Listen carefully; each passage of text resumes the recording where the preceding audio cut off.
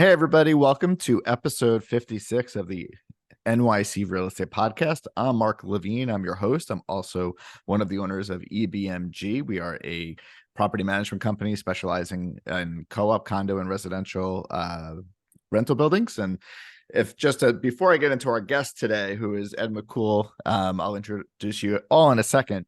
I wanted to let you know that you could reach out to the show at nycrealestatepodcast@gmail.com. Again, that's nycrealestatepodcast@gmail.com.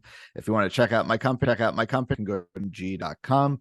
Or you could call us 212-335-2723 extension 201. I'm always here to answer your questions. Be glad to hear from you. But now that we've got that out of the way, we've got a great guest who's been on the show before. We've got Ed Mackoul from Mackoul Risk Solutions. How are you, Ed? I'm good, Mark. Thank you for the great intro. No problem. So for everybody that hasn't listened to any of our podcasts before, do you want to just give a background on you and your firm so that you could kind of set the table to how we're going to get to the insurance discussion that we wanted to have today? Absolutely. My firm specializes in community associations. So although my background says 1500, we are now over 1600. So that's kind of all we do. I've been doing this, it'll be 29 years in February. So this is, I've been in insurance for a very long time, and I've seen good times and bad times. And I think our podcast here is going to be going over the bad times, because right now it's absolutely a doozy. So Yeah, and I think we handle a lot of clients together. The two of us is sure. you are the broker for a lot of our corporate clients, and we probably have about half of our portfolio at least with you. But I am seeing what you're seeing, and coming from a management standpoint to the insurance side of things, it is a disaster out there right now. And what we're dealing with on a weekly basis as we put out all of these proposals for all these renewals, we're seeing this. So I really wanted to bring you into this episode to kind of go over what the pain points that we're seeing just globally on our portfolios, which would also translate to everybody out there. And I know you're coming up on 30 years in September, which we're almost in a few days. I'll be at 25 years. And I was thinking this morning, I said, I don't know how we got here. I don't know how I'm in here 25 years. Like, I probably remember 10 years and thinking, oh God, Right. like how much longer do I have to go? But we made it. We're keeping We on did. going. We did. Listen, never boring. Never boring. And I think we've learned a lot over the last few years, and hopefully we've put out some good information for those people out there as well. But okay, so getting back to insurance. So what I've seen on the insurance market is a real tightening of all of the coverages. And from my perspective, what I've seen, we used to have, if we're looking at it from the umbrella side, we had it so good, and we didn't realize that we had it so good a few years ago, because we would have in our master umbrella plan with our company, or even individualized, you would have buildings that would have like $100 million of an umbrella coverage for peanuts. And now it's totally flipped itself over. It's now inverted. Now it's like you could maybe get 2 million or 3 million in coverage on some buildings, and You're it's going to pay dearly for it. astronomical. Yeah, it's so crazy. So from an umbrella standpoint, like, what is the reasoning? Why don't we back up? Because there may be some people listening that don't exactly know what umbrella coverage is. So can you explain what the umbrella coverage is on any particular policy? And then can we move into what is the change that brought us to where we are today, where we're almost underwater with our coverage and the cost to provide it? An umbrella, commercial umbrella, is basically extra liability insurance. So it's not property related. A lot of the time somebody will say, well, my building's underinsured at $10 million. We need 12 million, but that's okay. We have an umbrella.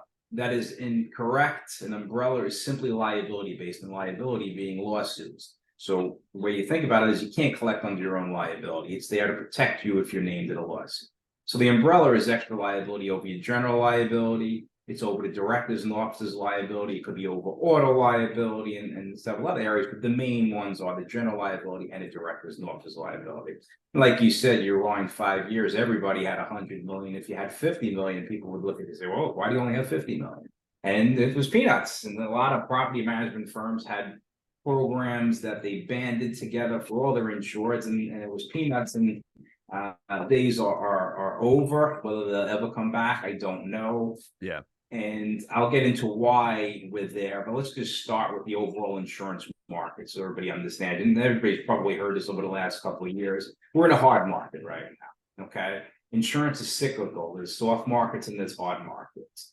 And basically, insurance companies make money in two ways. One is the underwriting income, okay, which they charge an adequate premium to offset claims. Okay, offset claims and expenses.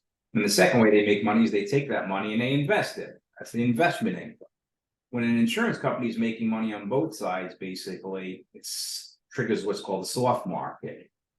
Soft market insurance companies want more premium because they're making money on their investments, so they start lowering their premiums. And along with that, they're willing to reduce their guidelines. They look the other way at certain things like losses. Everybody's happy because rates go down. Maybe you were paying $20,000 last year. A new company comes in and quotes it at $18,000. Your current company doesn't want to lose it, so they give you a quote for $16,000. That's a soft market, and we see that every few years, and they tend to last longer than hard market. Right now, we're in a hard market, and that's exactly the opposite. Insurance company isn't charging enough money to offset the claims and expenses, and they're not making enough money on their investment income. So what do? They got to raise the premiums. And along with that, as they start tightening their guidelines, they have more restrictions. They will certainly bail out of the market, whereas maybe they were writing condos across last year. All of a sudden, they don't want to do it right now. Okay, so that all of a sudden rates skyrocket, and it becomes more and more difficult for insureds to get insurance and get competitive insurance. And that's where we've been for the last few years. And it started with the umbrellas and the liability side, and then we're still seeing more. I mean, most hard markets are usually 2 to 3 years. We're in year 4 at this point, and I don't see it stopping. Sadly, I'm not going to wait to the end to say that. I don't see that we're done in 2023 or 2024. I still see that we're going to have the issues. Now, in terms of the umbrella that you mentioned, there's really 2 reasons why the umbrellas have had problems. One is strictly New York based, and the other one is countrywide. So let's just start with New York. In New York, the labor laws are very unfriendly towards property owners. And by labor law, what I mean is claims resulting from them, which are typically an injury to a contractor or a contractor's employee. So in New York, there's 2 labor laws that really hold the property owner responsible to injuries to these contractors. It doesn't make a difference if there's negligence on that part. So anytime someone is off the ground, basically, and there is an injury, the association of the property owner is held ultimately responsible. And so it's very difficult to get out of these claims or push these claims back off on these contractors. And we started to see more and more over the last 7 or 8 or 9 years, more and more 7-figure lawsuits, whereas it used to be smaller, 100,000, 200,000. Now we're seeing $1 million claims, $1 million and up. So anytime it goes over $1 million, it pierces the umbrella. Okay, so the umbrellas have started to see more and more of these labor law claims that are hitting the books. And that is one of the reasons why they have really either raised premiums or lowered their limits, or both. And that's what you see. So these umbrellas are not just one company. So if you have a $100 million umbrella, you don't have $100 million with one company. What you have is that is a program that was put together by a program manager. So the insured is the program manager, and then the buildings are sub-insureds under it, let's say. Well, there may be 4 different companies or 5 or 6 different companies. Maybe Chubb has the first 25 million. Another company has the next 25 million, and so on. Well, if one of those companies bails out, the umbrella is going to have a problem, especially if it's the first layer. And that's what we've started to see. Companies have pulled out of the umbrella marketplace. They have started saying, well, we're not writing 25 million anymore. We'll give you 5 million. Well, 5 million, if you have another layer on top that used to be on top of 25 million, they don't want to drop down to the $6 million. So programs have been falling apart or reducing their layers. Now, countrywide, the insurance companies have seen many, many more claims that have pierced or exceed the $1 million limit and are piercing the umbrella. They call it social inflation. Juries really are just kind of throwing money around, whether it's a distrust of insurance companies or whatever it is. It's just the claims are much higher and the payouts are much higher now. So they're hitting the umbrella much more often. And that's the second reason. And that's countrywide. That's not strictly New York. That is all over the country. And so again, the umbrellas have decided, well, we're either going to charge more, we're going to have a lower limit, or we're getting out of it totally. And that's what we see.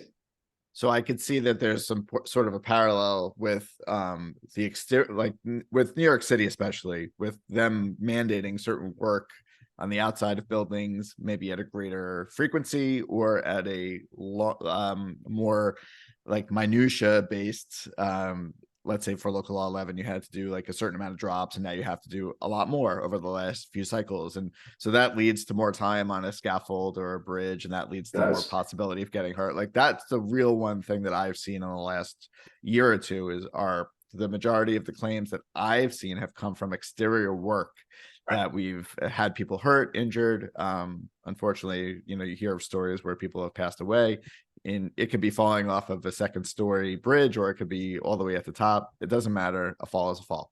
So I can see that there is some sort of relation now with like needing to do these extra things with all of these buildings, and then your exposure is obviously greater. So that's leading to more claims, and now that's pushing up the market for everybody else. It is. Now, in terms of okay, so we've covered the umbrella, and now we understand that the umbrella market is such that it's going to be very expensive for a little bit amount of coverage, and that relates to whatever claims you've had in the past. And I'm assuming that they're looking at everything. Are they also looking at potential work that you have coming up in the future, or do they just They look do. at the past?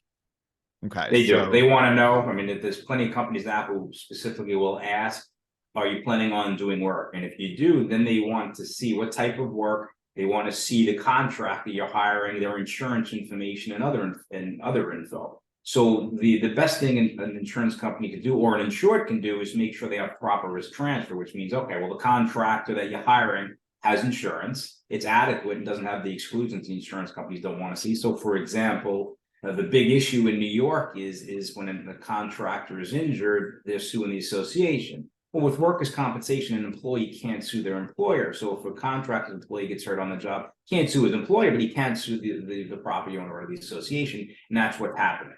So if there's proper risk transfer, there's a contract in place that puts the onus back on the contractor. If the contractor has adequate insurance and no exclusions, and they name the property owner or association as additional insured, at least the insurance companies have a chance of sometimes putting this back on the contractor. So yes, they're asking, and they want to see all this information up front. And if you can't provide it, they may not provide you with a quote.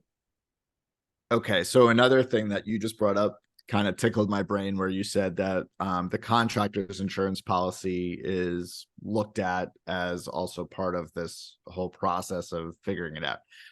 The other thing that I'm seeing lately are the insurance companies requiring certain coverages by contractors that work in the building.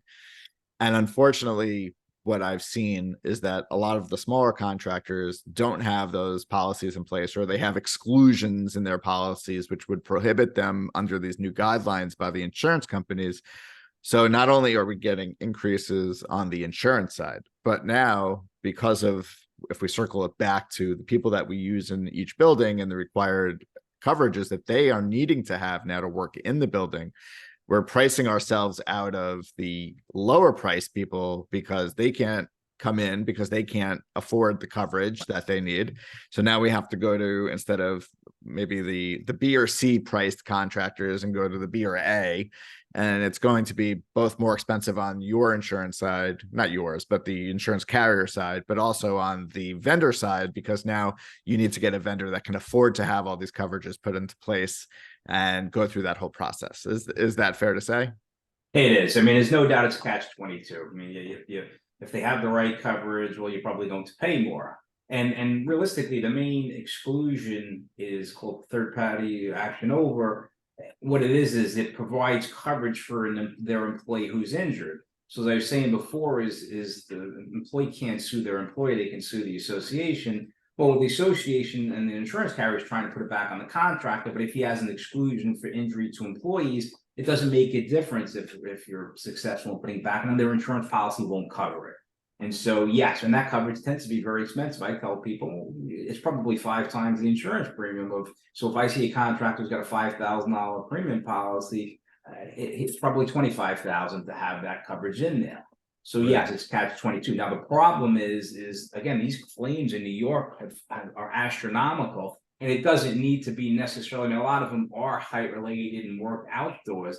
But I've seen some claims that have been doozies. One was inside, they had a water damage claim, they fixed it. Insurance company wanted the stairwell scraped and painted, and so they hired someone for like $600. That's all, just to scrape and paint this one little area. Well, he didn't have a ladder, so he stood on a paint can because he couldn't reach something. Oh Still yeah. couldn't reach it. He put a second paint can on Oh top, no. and then he fell and he was injured. And it was a bad injury. Yeah. That's Ended horrible. up $4 million later. So it's a $4 million claim. That entity, that property owner, their insurance premium went from 50,000 to 250,000, and I know that lasted for about 5 years. So in the long run, it Wow. cost them well over $1 million in insurance premiums, just because they hired someone who didn't have insurance and they weren't able to transfer risk. So yes, it's a catch-22. You're probably going to pay more to your contract, and you can't get the handyman you're used to getting. But in the long run, it's going to be helpful. Wow. So that really puts into place that every minor decision could lead to a catastrophic cost moving forward. So really be careful. And I know that you guys, because we've dealt with you, with your firm on some of these where we have buildings that we work together on where the vendor will submit something and we'll send it over to your office and you'll give us the guidelines if they're good to go or if there needs to be changes. So as part of your services, I think that's like appreciated that you have the staff in there to do that. In terms of, so I know we started at the umbrella side of things. I have a few other questions that are related to either existing policies renewing or new policies. One thing that I noticed is when we change from one broker to another on a new policy, it almost seems very rushed. It may, let's say it's September 1st when the policy is due and then you're changing and maybe loss runs are being held up by the old agent, which we could go into. And then suddenly we get them and we have to make a snap decision. And it's not that we can go out and say, well, we've got so much time and we're flexible. It's insurance coverage. You need to have it. So it could be August 29th or August 30th when everything gets put into place for that September 1. Is that something that is industry wide? Is that something that the prior agent, if we're handing over more information quickly, we could get ahead? Like what is the main function of like this time period, and how much time should we have in a perfect scenario? Wait a minute. Yeah. Oh, I think we lost you. Okay. All right. I'm back here. All right. So, it's typically not the insurance broker's fault most things. Yes, there are times the insurance broker delays, and yes, there are times where they will hold back the loss from. But the truth is, a lot of the times where it's going down to the wire, it's simply because insurance companies don't always have the quotes on a timely fashion. Okay, there are instances. You may get the incumbent. So if you're with an insurance company and they're providing a renewal quote, they may give us 30 days and say, here you go, here's your quote. But if we're out there and remarketing it to other carriers, it's probably going to take a lot longer than that, especially in this market. No one's happy right now. Everyone's seeing premium increases. So what are they doing? They're taking their insurance and they're remarketing it out. And so you have these insurance companies who are just absolutely overloaded. And so they are looking at, most of the time, they're looking at it in date order. I have boards that'll come to me and say, hey, listen, we want this quote 60 days in advance. And the only thing I can do is laugh at that. It isn't possible. We would love to get all the quotes out and off our desk and away and see it, but it isn't possible. So a lot of the times these insurance companies are overloaded and they look at, okay, well, if you have a September 1st renewal, they may not be looking at these things until August 15th. And we may provide them with all the information they need. And then, okay, well, then they start looking at it on August 15th. Then they have questions. I mean, they didn't ask the question 60 days ago when they got the submission. Now they're asking. Now we have to get this information. So a lot of the times when it goes down to the wire, it is not the insurance broker's fault. I know it is frustrating. It is tough. And right now, the way the market is it's just every company is absolutely overloaded with submissions. And nothing is really done timely. So it's tough. And from prior conversations, maybe I think it was with you. It might not have been, and I apologize if it wasn't. But I know that when we remarket out, it's not really advised to go year to year, keep bouncing around and trying to remarket, because that is when the insurance companies say, well, they're just looking to bounce to the lowest price. We want long-term relationships with these clients. So how often do you recommend actually going out to the market and putting it out with other carriers besides the incumbent? In a normal market, I see every 3 years or so. You definitely, like you said, you don't want to go every year because an insurance company has to hold on to an account for a few years before it becomes profitable for them. And so if they're seeing the same submission come in every year, they're thinking two things. One, okay, well, we've seen this last year. We didn't get it. We quoted it 2 years ago. We didn't get it. What are the chances we quoted this year and get it? And so they know the odds of them getting it are lower. On the flip side, what they say is, okay, well, they remarket it every year. So even if we do get it, they're probably going to remarket it again next year and we're going to possibly lose it. And so they don't want that. So yes, you're 100% right. You should not remarket every year. There are plenty of associations that do that, and you kind of putting yourself in a bad position because that insurance company, when you do need them, isn't going to want to provide a quote. Right. So I say every 3 years or so. It depends on the building. It depends on the instance. Right now, there's associations who are shopping every year, and I can't blame them. We shop them every year. You have more accounts now that are with E&S market, which is excess and surplus lines, which means they're non-admitted, which means they're not licensed in New York State. They may be there because they have claims or violations, etc. And so we're remarketing it every year because we want to get them back into a direct market that specializes in co-ops and condos. Larger buildings typically will shop more often than the smaller buildings. On the flip side of that, there's not a lot of companies for larger buildings. You take a building that's insured for 200 million, let's say, there may be only 2 companies who provide quotes. So sometimes it doesn't make sense to shop it every year if you're with one of those 2 companies, knowing that there isn't too many options out there. Smaller buildings, there's probably more insurance companies for. But on the flip side, if I have let's say a 20-unit building, I can quote most of the companies in-house, and I know if there's something more competitive out there. So I would say 3 years unless 2 things are happening. One, you're being non-renewed by the insurance company, okay? Then you got to get it out there. Or 2, you're seeing an increase of more than 10%. Now, in New York, an insurance company, by law, has to provide at least 60 days notice if they're going to raise your premiums by 10% or more. So you will get that notice. If you get that notice, it should be remarketed out. Okay. So talking about remarketing, we go through this process a lot where we'll look to whether it's a non-renewal because they want to get out of the building or we're just shopping it around. But there are certain things that the insurance carriers will look at when they come in and inspect the building, both on all of the databases that are available for violations and just building information, certificate of occupancy, open permits, open violations, as I said. So this is a change that I've really seen in the last few years where, and really even the last year or two, where carriers are saying, we can't insure you at this level because there's open violations on either HPD or DOB. And then they give you, in some cases, a certain amount of time to rectify it, or you hope that you can do it by the next time. But can you kind of guide me through that process and what the typical fallout of a building keeping on these violations that they should be clearing? And some of the violations could go back to the 1980s. Like I've seen violations that like predate like almost my childhood. And they're just still sitting there because they've never been taken off, but it's obviously important to do so. Can you kind of explain that process of what they're looking for and what the financial implications could be if we have open violations sitting on a building's account? Yes. Okay. So 5 years ago, more than that, insurance companies really didn't look at the violations. And so all of a sudden over the last couple of years, and some did, but most didn't, it really wasn't factored in. But now pretty much everyone is. And it started with the umbrellas saying, okay, well, we got violations here, and they feel it's a reflection on the building if they're not addressing these. So you have different violations. Some of them may not really be taken into consideration too deeply. Something like a Class A examples, which would be no peephole in the entrance door of a unit, let's say, no street number on the front of the building, things like that. Then you got Class B violations, which are hazardous violations, such as inadequate lighting. Then you got Class C, which are immediately hazardous, rodents, inadequate supply of heat, water, etc. Any of those, and I can tell you now, you're not going to get a quote from the good insurance companies or the direct markets because they need to be rectified.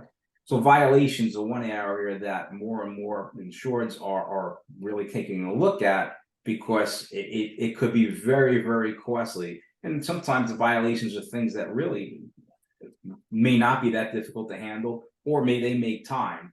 but they do need to be addressed. Now, that's not the only thing. When we're out there remarketing, yes, the insurance company's looking at violations. It's very easy for them to go on these websites and pull them down, but they're also looking for compliance of loss control recommendations. So more and more insurance companies, they want to make sure that you have proper life safety, let's say.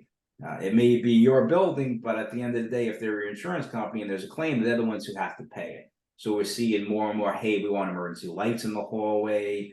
They're doing more to take a deeper look at the electric. So you have these Federal Pacific stab lock circuit breakers that a lot of buildings have that are known to be defective. The insurance companies, if they find you have them, they're either getting off the risk immediately, or they're issuing notice cancellation at the end of the year unless you get these replaced. And sometimes it's very costly. If you have a building that's got 100 units and they got a panel downstairs, plus all the apartments have these circuit breakers, it could be very costly to remove them.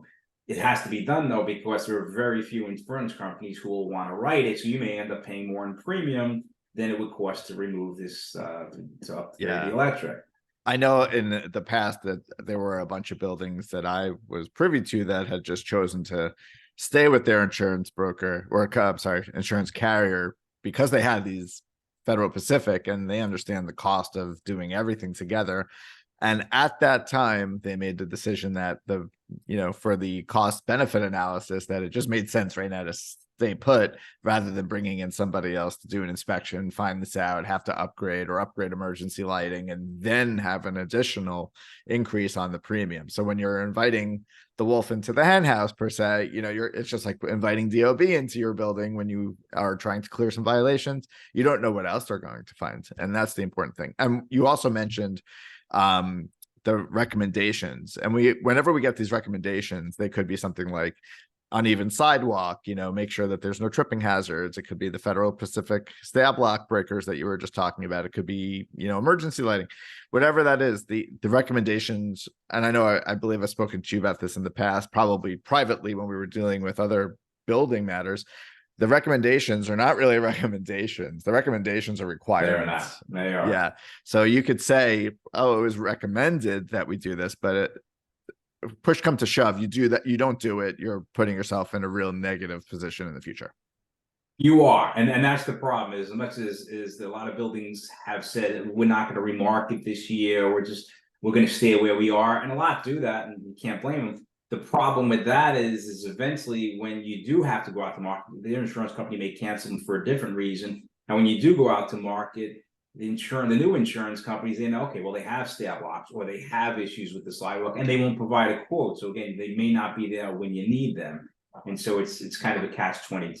So the violations and issues with the loss control requirements should be addressed over the course of time and be preventative in that case, because when you do go out to market, you do want to know that, okay, well, if there's 10 companies who are normally willing to quote, that you can get quotes from 10 companies. If you're going out and all of 9 of them are declining and you only have 1 quote, well, that's where it becomes usually you pay a higher premium because it's a matter of supply and demand. So yeah, those things should be looked at in advance and some kind of plan to update and upgrade come into play. And the other thing is, if you are canceled, and there are insurance companies, so let's say the insurance company goes out, does an inspection, and sees the sidewalks are in poor condition, and tells you to fix them. If you don't fix them timely, or if you don't fix them at all, they may issue notice cancellation. Now, when remarketing the insurance companies ask, has any policy been non-renewed by a prior insurance company in the last couple of years? If we answer yes, they want to know more about it. Sometimes the insurance companies in New York, they can cancel coverage in the first 60 days for any reason. So if there's an issue where insurance company cancels coverage midterm, and now we have to remarket to another insurance company, that's the first thing they look at. Well, you had a March 1st effective date, the insurance company canceled on April 13th. Why? Okay, well, they didn't comply with upgrading the stab lock, say, and it raises more than one red flag, I can tell you that. Yeah.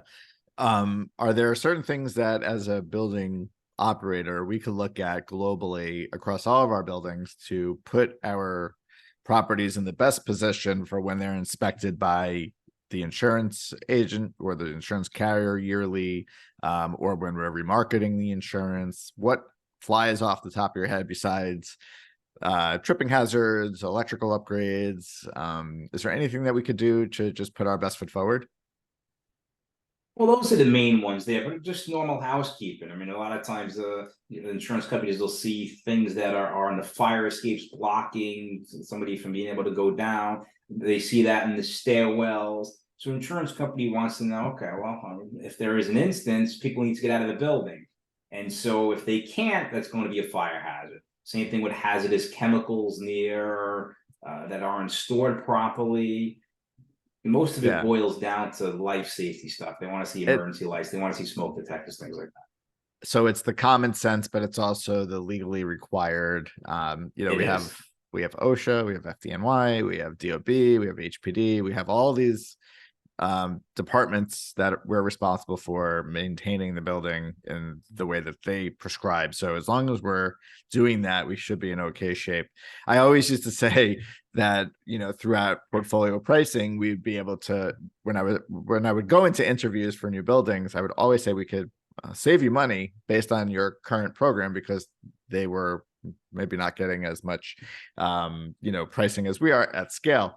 And now I can't say that anymore. I could say the difference is I could say that we can save you from where your increase would have been, because we're seeing such big increases that we could lower it a little bit, but we can never anymore lower the pricing because the market just doesn't hold that anymore. And just watching 10 to 20% is standard these days for an increase. And Yeah. the boards are rightly so losing their minds because they're not like honed in on this conversation every day. So I think that's really an important reason for us to also have this conversation, is so that people are aware that the market is going up. It has been going up for a year or two. As you said, you don't see it really going anywhere down in the next year or two. We have to see past that where it's going. But the way that it is moving and the way that everything else ties into all these increasing costs, that, as I said before, you require more work, more accidents can happen. So it's feeding itself. It's a cycle of just insurance. And is there anything else that we missed talking about today that you wanted to cover? I hit my main points. I wanted to hit the umbrella. I wanted to hit the violations and anything else that could be like more of a stain on your building, so that for pricing sake. Is there anything else that is more timely topic that you want to discuss? A couple of things. One, and you just kind of hit on it, that we're not done with the premium increases. And just I want them to understand what they're facing this year and probably next. And it's too early to talk about 2025. But now we're starting to see more and more of the building limits being increased, or more increases in premium on the property side, for two reasons. One, insurance companies have determined that the cost of materials has gone up, and which is resulting in the cost of the replacement cost of the building going up. So they're raising building limits. So, and it could be significant in some cases, 20, 30% an increase in the limit is going to reflect on the premium. Secondly, insurance companies have insurance companies themselves. They're called reinsurance companies. So let's say you have a building that's insured for $50 million. Well, the insurance company may not be putting out their entire $50 million. You may see $50 million, but they're only insuring it for 25 million, and then they're going to get reinsurance for the other 25 million. So that way that they're not putting too many of their eggs in one basket. Well, they have to pay the reinsurance company for this extra insurance, and the reinsurance companies are raising their rates. So if the reinsurance company raised their rates, it filters down to the insurance company, who's got to raise their rates, which filters down to the insurance. So that's the reason why we're probably going to see more premium increases over the next year and a half or so, because the building limits are going to go up and the cost of the insurance is going to go up. That's number one. Some suggestions I have are increased deductibles. I still see properties who have a $2,500 deductible, a $3,000 deductible. Raise the deductible, go to $5,000 at a minimum. And sometimes it maybe makes sense to go to 10,000 or even more. Not only are you getting a discount or premium reduction, but it's keeping you from putting in the smaller claims. And that's what gets people in trouble. It's typically not that one large claim like a fire that gets you in trouble. It's 5 small water damage claims, because the insurance company says, okay, well, we've had 5 claims. We really haven't paid anything out, but eventually we're going to pay something out. There's got to be plumbing issues. Or the same thing with trip and falls. If they keep seeing people slipping and falling, they're thinking, well, is the sidewalk in poor condition? Is the super not getting out there and salting it when it's snowing? And so again, the one larger claim is going to get you is not going to get you in as much trouble as the smaller claims. So you want to be able to take those away, and that's what raising the deductible does. Now, what that also does is there are instances where an association with a high deductible, what they can do, I have associations that I insure that have raised their deductible to $25,000, and not because the premium savings was intriguing, it's because what they're doing is they assess the owners for the deductible when it happens. And owners who have homeowners insurance as a coverage called loss assessment under their HO6, which is a co-op or condominium unit owners policy, that provides coverage for an assessment that as long as it's a covered peril under the homeowner's policy. So you have more and more of these buildings who are taking a higher deductible and then assessing the owners, and the owners are submitting the assessment to their insurance companies, which are being paid. So these are things that can be done. Now, the problem with that is you just got to make sure insurance is maintained. We see more and more condos have two things: one, requirements for maintaining insurance, but also when an owner gets a mortgage in a condo, they have to supply proof of coverage. In the co-op, not so much. We don't see as many associations who require homeowners insurance. Plus, when a shareholder shows up at a closing, they don't have to show proof that they have insurance coverage. They have to show proof that the building has insurance coverage. So you've had plenty of co-op shareholders who don't have insurance because they weren't required to have it at closing. So we have more and more associations who are now amending their governing documents to require owners to have insurance. And what them having insurance does is it helps in a number of areas, including the loss assessment we just talked about. Yeah. And we have a lot of buildings where we require yearly proof, but that's only as good as the day you got it, right? And it's the same as with the vendor. Yeah, we have this issue with a few vendors where they'll say, well, we submitted if somebody's doing a renovation, well, we did a renovation for another apartment 6 months ago, you have it on file. And no, we need the existing policy because it was only as good as the day that it was posted. If coverage changed, or if it was lapsed, or if it expired, or you don't have it anymore, they could easily get around that by just saying, oh yeah, look at the old certificate, it's in play. So by keeping on top of the vendors every time that we do either work in the building or a shareholder does an alteration, or by getting the homeowners renters insurance from the occupants once a year, that goes a long way. And a lot of the co-op closings that we have, if they have a mortgage, they are going to be usually required to have the cooperators insurance at the time of closing. And hopefully if they do have a mortgage and it lapses, they get notice from the company, but we are the backstop for that, where we can once a year ask for that information and then put that in our files. Two things to just expand on what you're saying here. One, on the homeowner side, what we did is we formed a separate department that will, for a fee, will track the homeowner's insurance if it's required. And the good thing about that is it's not done once a year, it's done over the entire course of the entire year. So like you said, if you have, let's say, 80 units and you require it every year on January 1st and everybody submits proof of coverage, hey, that's great, but the 80 different people have 80 different expiration dates, and Mark Levine's policy may lapse on January 19th. And nobody will know until next year. Well, the department that we have runs it continuously over the course of the year. So we request it one time in the beginning, and then we have everybody's expiration dates, and then we follow up with them over the course of the year, and we supply proof to the property manager or the board of who is complied, who hasn't. So there's more and more. I'm sure more and more people are going to start doing this, so there'll be some recourse there. And secondly, you're 100% right about the vendors. You can't just use that certificate from 6 months ago or 8 months ago. Not only may it be expired, but the thing is you always want to be an additional insured under the contractor's insurance policy.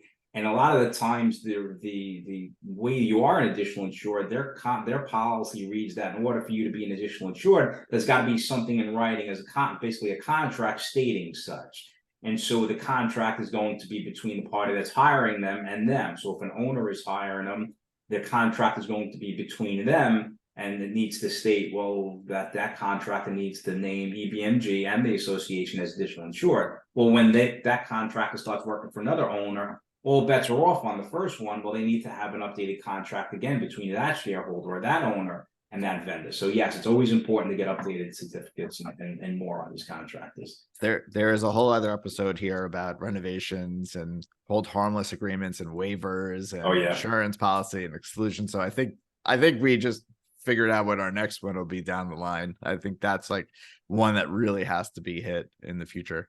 Well, cool. How many, just as a question, how many employees are you guys up to these days? How big is your staff? 50 now. 50? Yeah, we're about the same. Yeah, so good. I love watching. We're kind of growing in parallel, at the same. So it's been fun to kind of be on the ride, because there's only like so many well, for me anyway, there's only like so many people in you're in the same industry, but you're in a different part of the industry. Like I like seeing the parallels of how we're growing, over the last 20 years together. And I'm sure as we get older, somebody else will pick that up, but it's been a fun ride so far. It has. Some days aren't as fun as others, especially in Oh this yeah, market, but it's I could agree with that. definitely interesting. Yeah. Interesting. It's never boring. That I No will boring say. days, stories for No, days. Yeah. Well, exactly. cool. So if I'll put all of your contact information, but if anybody wants to go, if you're still listening to Ed's website, it's Mackoul.com, Mackoul.com. And you can always email Ed, and I know this by heart, EJ Mackoul at Mackoul.com. Just like me, he's pretty fast to respond, and I always appreciate, having an ear to you directly. So thank you for that. And I thank you for coming on the podcast. I think this was a great episode. I got everything that I wanted answered, which is great. And I think now we have even the next episode ready to go when we're ready to do it. So thank you for your time. Thank you for having me, Mark. I do appreciate it. No problem. And again, if you're still listening, you can email the show at nycrealestatepodcast@gmail.com. I'm Mark Levine, your host. It's been a pleasure, and we'll see you on the next episode.